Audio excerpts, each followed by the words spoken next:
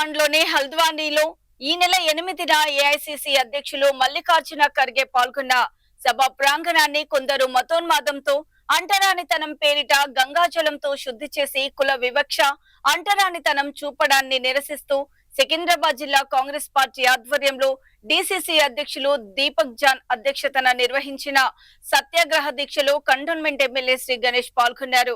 BJP party చేస్తున్న కుల మత రాజకీయాలను ఎండగడుతూ ఖర్గేకు జరిగిన అవమానం దేశంలోని మొత్తం దళిత సమాజానికి జరిగినట్లు భావిస్తున్నామని శ్రీ గణేష్ అన్నారు.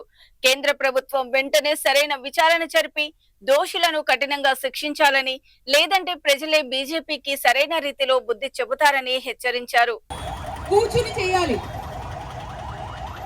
మీరు కూడా కూర్చోండమ్మా. బ్యాక్ చేయండి. శ్రీ గణేష్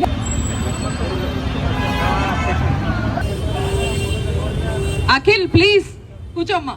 ఎక్కడున్నారో అక్కడే కూర్చోండి. గారు కనిపించట్లే, అన్న రేవంత్ అన్న కనిపించట్లే. సైడ్ అవ్వాలి, సైడ్ అవ్వాలి. కూర్చోండి bye.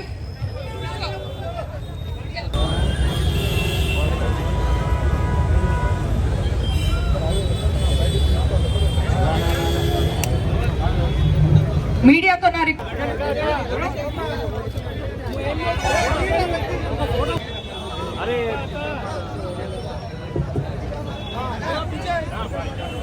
Congress party president Mallikarjun Kharge గారు, లీడర్ ఆఫ్ రాజ్యసభ అపోజిషన్ అయిన మల్లికార్జున్ ఖర్గే గారు ఏదైతే ఉత్తరాఖండ్ లో మీటింగ్ జరిగింది, ఎక్కడ నడిచిందో అక్కడ బీజేపీ వాళ్ళు దాన్ని శుద్ధి చేసి, నడిచిన చోట శుద్ధి చేయడం, ఏ ప్రాంగణంలో అయితే చేసిరో అక్కడ కూడా అవనాలు పూజలు చేయడం, దాన్ని నిరసిస్తూ ఈ రోజు డిస్టిక్ కాంగ్రెస్ ప్రెసిడెంట్ అయిన సికింద్రాబాద్ దీపక్ జాన్ గారి ఆధ్వర్యంలో, మళ్ళీ కోట నీలిమ గారి మహిళా కాంగ్రెస్ అధ్యక్షురాల ఆధ్వర్యంలో ఇక్కడ పంచిలాల్పేటలో ఈ యొక్క సత్యాగ్రహ ప్రోగ్రాం నిరసన చేసుకెళ్తున్నాం. ఒక దళితుడే కాకుండా ఏఐసిసి ప్రెసిడెంట్, గొప్ప నాయకుడు, ఎన్నో సంవత్సరాలు ప్రజా జీవితంలో ఉండి వాళ్ళు ప్రజల గురించి పోరాటం చేస్తున్నారు, కష్టపడుతున్నారు.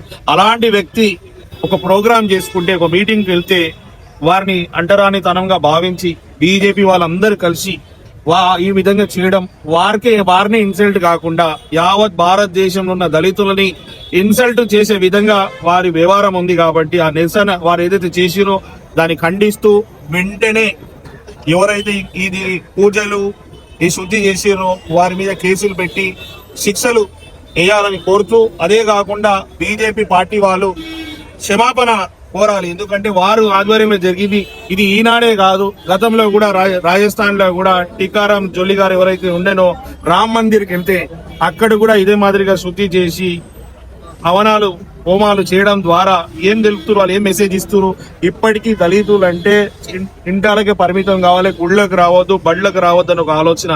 బీజేపీ వారి ఆలోచన అంతే ఏంది, మతం అంటారు, ఒక మతంలో హిందూ మతం అని చెప్తూనే ఉంటారు, హిందూ మతంలో అన్ని కులాలు సమానం అని చెప్తూ మళ్ళీ దళితులని ఇప్పటికీ వ్యతిరేక విధానాలు కొనసాగిస్తున్నారు. కాబట్టి ఇప్పటికి ఇది ఆపాలి, ఇది కంపల్సరీగా వాళ్ళ మీద కఠినమైన శిక్షలు వేయాలనేది డిమాండ్ తోటి చేస్తూ, ఇది ఇక్కడే కాకుండా దేశవ్యాప్తంగా అంతా నడుస్తుంది. ఈ సమాన హక్కు రాజ్యాంగం కల్పించింది, భారత రాజ్యాంగం, అంబేద్కర్ గారు మనకు కల్పించిన హక్కులని కాలా రాష్ట్రం బీజేపీని బుద్ధి చెప్పాలని, మన తెలంగాణ రాష్ట్రమే కాకుండా భారతదేశంలో అన్ని చోట్ల వారిని బుద్ధి చెప్పాల్సిన అవసరం ఉంది.